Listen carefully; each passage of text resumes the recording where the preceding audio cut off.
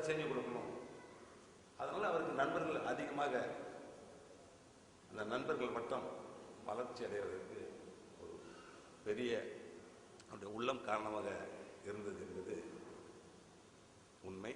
அதே சமயத்தில் இங்கே என்னுடைய நண்பர்கள் தமிழ் வளர்ச்சி அப்படி எடுத்துட்டு ஒரு செயலை தொடங்கும் பொழுது அதற்கு மிகவும் உறுதுணையாக இருந்து கொண்டிருந்தவர் திருநாவுக்கரசர். ஏன்னு சொன்னால் அது ஒரு சில செயல்களை நம்முடைய திருநாவுக்கரசர் விட்டு அதை முச்சாந்து கொடுத்துருவாரு அப்படின்ட்டு எங்களுடைய நண்பர்லாம் அவர்கிட்ட விட்டுருவாங்க. அதை எப்படியாவது அவரும் முடிச்சாந்து கொடுத்துருவாரு, முடிச்சு ஏதாவது செய்து கொடுத்து செய்யலாம். ஆனால் அதில் அதிகமாக பங்கு இருப்பாருன்னா அது இருக்காது, பங்கு இருக்க மாதிரி காட்டிக்கொள்ள மாட்டார். ஆனால் அந்த வேலை நடக்கும், ஆனால் அதில் அவருடைய பங்கு இல்லாத மாதிரி காட்டிடுவார். இருப்பார் போயிடுவார், இருப்பார் போவார், அப்படி தான் இருப்பார். அப்படி ஒரு நல்ல உள்ளத்தோடு எதையும் செய்து கொடுப்பவர். நான் அமைச்சராக இருந்தபோதும் சரி, முதலமைச்சராக இருந்தபோதும் சரி, ஆவதற்கும் சரி மிகவும் உறுதுணையாக இருந்தவர். அதே சமயத்தில் என்னுடைய அவருடைய எப்படி இருந்தோம் அப்படின்றதெல்லாம் நினச்சி பார்க்கும்பொழுது வேடிக்கையாக இருக்கும். திடீர்னு வருவார், அமைச்சராக இருந்தபோதும் சரி, முதலமைச்சராக இருந்தும் சரி, இப்பயும் சரி, திடீர்னு வருவார். உனக்கு ஏதாவது பணம் தேவைப்படுமே, ஏதோ ஒரு வேலை வச்சிருப்பிய, பணம் இல்லைன்னு கேள்விப்பட்டேன் செலவுக்கு, திடீர்னு ஒரு லட்சம் அது கொடுக்கட்டுமா அப்படின்னு நான் கேட்டே இருப்பேன். யார்கிட்ட பேசிட்டு இருப்பேன், தேவைப்படும் ஒரு எண்ணம் அவருக்கு அந்த செய்தி போயிருக்கும்.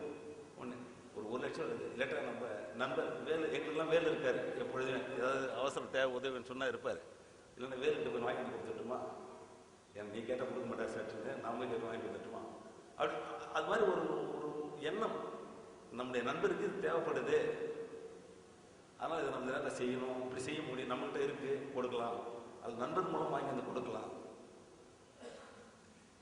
அது மாதிரியான ஒரு எண்ணம் கொண்டவர் நம்முடைய நண்பர் திருநாவுக்கரசர். இதெல்லாம் நினச்சி பார்த்தா வேடிக்கையாகவே இருக்கும். இப்போது அவர் இறப்புக்கு முன்னாடி ஒரு வாரத்துக்கு முன்னாடி தான் நினைக்கிறேன், திடீர்னு வந்தார். செலவு காசு இல்லையாம, ஒரு 50,000 இருக்குது, கொடுக்கட்டுமா, கொடுத்தானப்பட்டுமா அப்படின்னாரு. அவர்கிட்ட இருந்தால் இல்லைன்னு எனக்கு தெரியாது. ஆமாம் தேவைப்படுதான் அப்படின்னு சொன்னேன். 8 மணி வரைக்கும் பார்த்தேன், காணா, என்னென்ன வரேன்னு சொன்னார், காணா, திடீர்னு இழுத்தடிப்பார், காணாமல் அப்படின்னு நினச்சேன். கொஞ்ச நேரத்தில் அவங்க பிள்ளை வந்து ஒரு 9 மணி இருக்கும் வீட்டில் வந்து, அப்பா அதை கூப்பிட்டு வர வெளில போயிருந்தார், இப்போ தான் கொடுத்தாரு.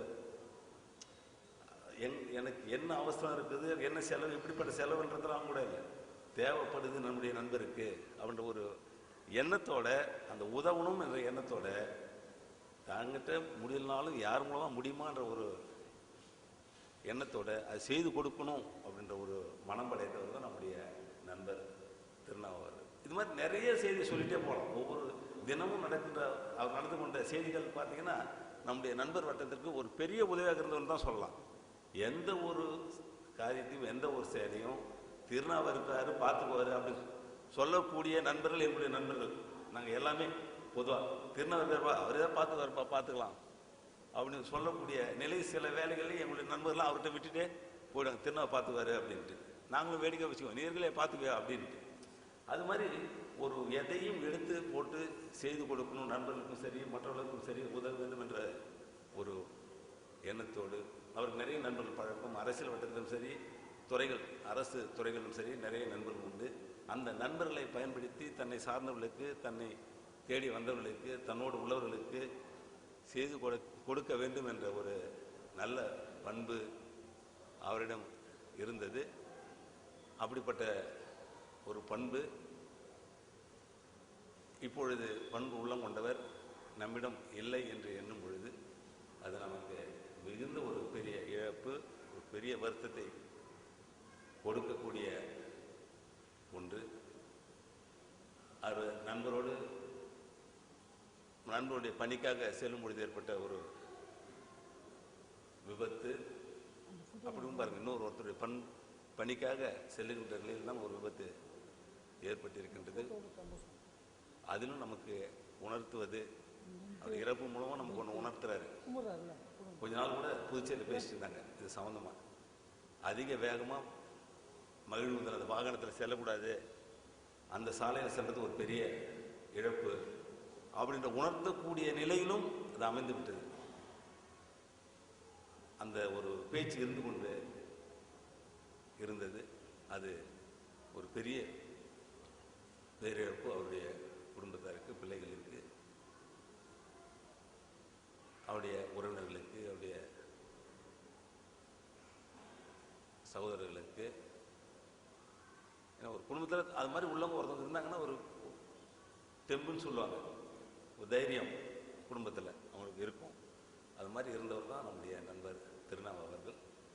அவருடைய தமிழ் வளர்ச்சிக்காக அவர் எடுத்துக்கொண்ட முயற்சிகள், பாடுபட்டது கூட நண்பர்கள் அனைவரும் நன்றாக அறிவீர்கள். அவருடைய பெயரிலே ஒரு அறக்கட்டளை நிறுவ வேண்டும் என்று நண்பர் அவர்கள் இங்கே கூறியிருக்கின்றார்கள். அந்த அறக்கட்டளை மூலமாக பல நல்ல பணிகளை செய்து அவருடைய புகழை மேலும் அவருடைய பெயரை நம்முடைய நிலையில் என்றும் நினைவில் வைத்துக் கொள்கின்ற அளவிற்கு அது இருக்க வேண்டும் என்ற நம்முடைய விருப்பம், நண்பருடைய விருப்பம். அதை நிறைவேற்றி அவருடைய எண்ணத்தை, அவருடைய நினைவு நமக்கு எப்பொழுதும் இருக்கின்ற நிலையில் அதை சரியாக செயல்படுத்துவோம் என்பதை இங்கே கூறி அவருடைய குடும்பத்தாருக்கு மீண்டும் என்னுடைய ஆழ்ந்த வருத்த நண்பர்களுக்கும் ஆழ்ந்த வருத்தத்தை தெரிவித்து அவருடைய ஆத்மா சாந்தி அடைய வணங்கி விடைபெறுகின்றேன். நன்றி, வணக்கம். அடுத்து நன்றி உரையாற்ற தயாளன் ஐயா அழைக்கிறோம். நன்றி உரை. வணக்கம். என்னுடைய நண்பருடைய இந்த நிகழ்வுக்கு வந்திருந்து பேசிய அனைவருக்கும், சிறப்பித்த அனைவருக்கும் நன்றி குறிப்பிட்ட விடைபெறுகிறேன். வணக்கம். விழா நடைபெற உதவிய அனைவருக்கும் எங்களுடைய தனித்தமிழ் கழகத்தினுடைய நன்றியை தெரிவித்துக் கொள்கிறோம். உணவருந்தி செல்லுமாறு கேட்டுக்கொள்கிறோம்.